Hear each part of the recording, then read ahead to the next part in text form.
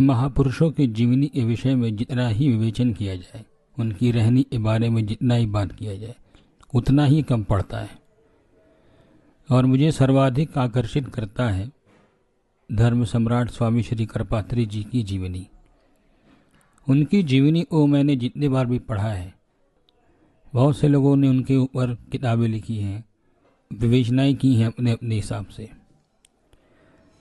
तो मैं ये पाता हूँ कि उनका जीवन एक दृश्य तो ये देखता है कि वे महान विद्वान और सिद्ध संत परम पवित्र रहे, और एक हिस्सा ऐसा है कि जो उनके जीवन में आए हुए संघर्षों को दिखाता है।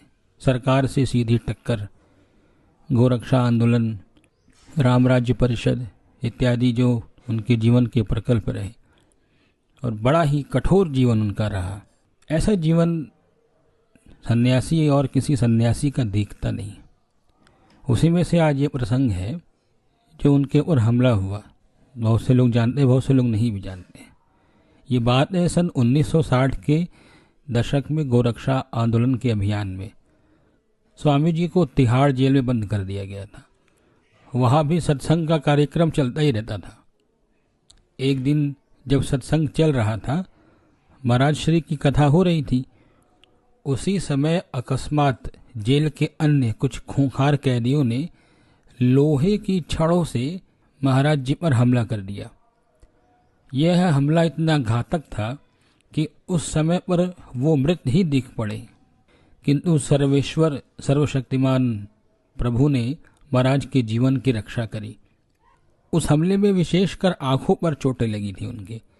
डॉक्टरों ने यह घोषित कर दिया था कि आंख की ज्योति तो चली गई है तथा दूसरी आंख की ज्योति जाने की भी संभावना है। यह सुनकर महाराज श्री ने विशिष्ट रूप से सूर्योपासना आरंभ कर दी। वे प्रतिदिन 12 सूर्य नमस्कार, चक्षुष्निषद मंत्रों का पाठ करने आदि कार्यक्रम वे करने लगे, जिससे प्रसन्न होकर भगवान आदि नारायण ने दोनों आंखों की ज्योति की रक्षा की तथा अंतिम क्षणों तक उनकी वो आंखों की रोशनी ठीक रही।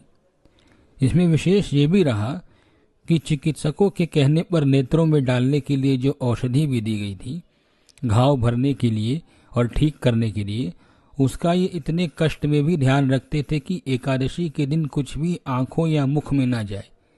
घोर पीड़ा में भी कुछ नहीं लेते थे। एकादशी के दिन अपवाद के तौर पर भी साफ अपने सेवकों को कह रखा था कि चाहे प्राण क्यों न चले जाएं, किंतु एकादशी में त्रुटि न हो पावे। ये उन्होंने अपने सेवकों को विशेष निर्देश दिया था। जब खेमका जी शरीर से थे, मैं उनसे मिलने बनारस गया था। उन्होंने स्वामी जी के विषय में बहुत सी बातें बताई थी, जिसमें उन्होंने उनके नियम के प्रति निष्ठा जो उनकी रही, उस पर उन्होंने विशेष चर्चा करी थी। उन्होंने कहा था कि स्वामी जी शरीर को जो कष्ट होता था उस पर वो कभी ध्यान देते नहीं थे। वे कहते थे कि शरीर में तो रोग आएंगे ही, और ये तो कभी खुश रहेगा कभी दुखी रहेगा, और इसके चक्कर में आकर के करोड़ों जन्मों के पुण्यों को क्षय करने का कोई मतलब हमें दिखता नहीं। और बड़े ही कठोर और निष्ठापूर्वक अपने संन्यास धर्म का उन्होंने पालन किया है। अब आज तो आप लोगों को देखते होंगे, कथावाचकों को, जो इतनी सुख सुविधाओं में भी बेचारे गले जा रहे हैं, एकदम बिल्कुल ही बीमार पड़ जा रहे हैं, खाना नहीं पच रहा है। ये लोग उस समय जब सुविधाएं कम थी, हर जगह एसी नहीं था, हर जगह लग्जरी कारें नहीं थी जिनमें आज जा कर के ये लोग कथाएं करते हैं 10-20 करोड़ 50 करोड़ के, वैसी कोई बात नहीं थी। क्योंकि उस समय कथा करना मेन उद्देश्य थोड़े था। स्वामी जी के साथ जो प्रकल्प चलते थे उन पर कभी इन लोगों को स्वामी करपात्री जी की जीवनी को पढ़ना चाहिए, तो उससे पता लगेगा इन लोगों को कि धर्म की रक्षा क्या होती है। कथा करना एक अलग चीज़ होता है, लेकिन उसको देख करके अन्य लोगों में वह भाव नहीं जा रहे हैं जो जाने चाहिए। इनकी कथा के माध्यम से वो नहीं पहुंच रहा है, पहुंच कुछ और जा रहा है। कोई शादी कर रहा है तो उसमें बड़े बड़े लोगों को बुलाया जा रहा है, तो जो कथा सुनने वाले हैं, जो उनके श्रोतागण है, वो इससे क्या सीख लेंगे? इससे तो वो कोई सीख नहीं ले सकते। कहाँ उनके जीवन में तो बड़ी कोमल कोमल, प्यारा प्यारा, सुंदर सुंदर श्रृंगार रस की ही बातें भी करते हैं और वैसे ही वस्त्राभूषण भी धारण किए रहते हैं। एक तरफ तो आप भगवान की कथाएं कर रहे हो, दूसरे तरफ आप भोग विलास कर रहे हो। तो जो आज, वो भी खासकर आज की जो पीढ़ी है जो इतनी कमजोर हुई है, वो तो आपके भोग विलास वाले परिवेश को ही ग्रहण करेगी ना। यानी भगवान के आश्रय में आकर के वह सारे काम करना जो एक सामान्य व्यक्ति नहीं करता, उससे भी आगे निकल जाना।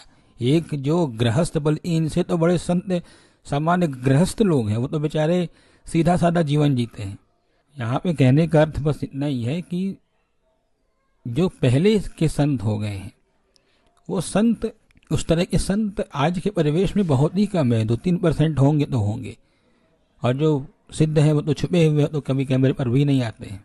इस वजह से ये बात कही जा रही है कि स्वामी जी की जीवनी को जब आप लोग पढ़ेंगे तो आप लोगों को इसका अंदाजा होगा कि एक तो अंग्रेजों का समय था, फिर अंग्रेजों का समय खत्म हुआ तो सरकार से स्वामी जी इतनी टक्कर हो गई, और कैसे कैसे करके इतनी कठिन परिस्थिति में उनकी विद्वता का तो मुझे लगता है इन लोगों के अंदर 10% भी नहीं होगा। राम राज्य परिषद की उन्होंने स्थापना की, जिसके कई सांसद जीत करके भी गए थे। इस तरह के प्रकल्प उन्होंने चलाए। आज के इन लोगों के बस की बात है जो केवल श्रृंगार रस का वर्णन करते हैं मंच पर बैठ करके। खाली इनकी जो क्लिप्स वायरल होती है उनमें भी कोई ज्ञान की बात थोड़े रहती है, उनमें तो बस ये रहता है यार इन्होंने ये किया, वो पहना, वहाँ गए, इस गाड़ी से उतरा, उधर रील बन रहा है, इधर रील बन रहा है। यही तो ये लोग कर रहे हैं। इनका हुड़दंग कभी देखिए तो आपको समझ में आएगा। बाकी ये स्वामी जी के जीवन की छोटी सी घटना थी जो आप लोग के सामने प्रस्तुत की गई। धन्यवाद।